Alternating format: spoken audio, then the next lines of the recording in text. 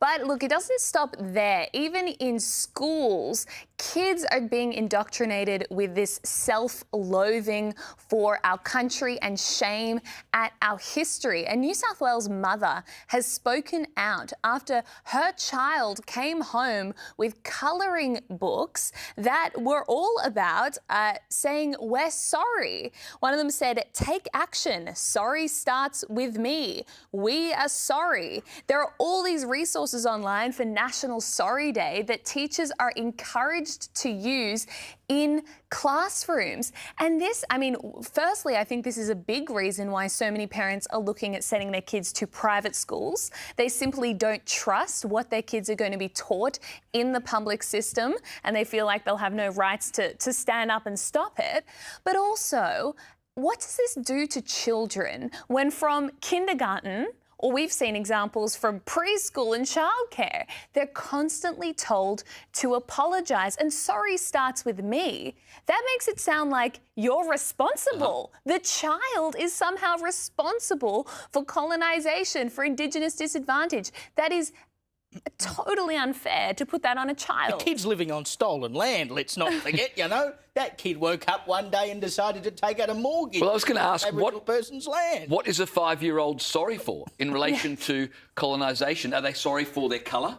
Are they sorry for their ethnicity? I'm trying to work out what a 5-year-old is sorry for in relation to Indigenous people. The other part of this is I genuinely don't think most parents realise the depth of indoctrination that happens particularly in public schools, but even in private schools. Remember when my kids were at school, they came home with a book that was on Australian history or whatever, and it had a picture on one page of pre-colonised Australia, and it was this idyllic sort of scene, and then it was post-colonisation, and it was, you know, beer and cigarettes and all this kind of stuff. Oh, you're telling me that's not an idyllic scene? Sounds pretty good to me. It is for you. Cigarettes. But I said to my son, where's the photos of, you know, plumbing, roads, the Opera House, bridges, modern health systems, etc., etc.? And he didn't get the point. But the level of indoctrination, I think most parents would be shocked by. Oh, yeah, quite probably. And that sort of goes to the point of why so many parents are now sending their kids elsewhere, because they're hoping to get a reasonable level of education for them. I think you pointed out to me earlier that Sorry Day's in May, isn't it? So the timing of this is a bit odd. We don't actually know when these materials were distributed to these students. But the point still stands, particularly in the lead up to Australia Day. You know, like the stuff that children are being taught, not only about this, but about climate change and all manner of issues. And there is, like, throughout the curriculum, climate change as an example, throughout the curriculum, they're basically instructed to weave in elements of climate change into every other part of the curriculum. And I believe there are similar edicts about Aboriginal culture as well, that it comes into mathematics and all these. Can we not simply teach the basics and get the basics out of the way and deal with the rest of it later?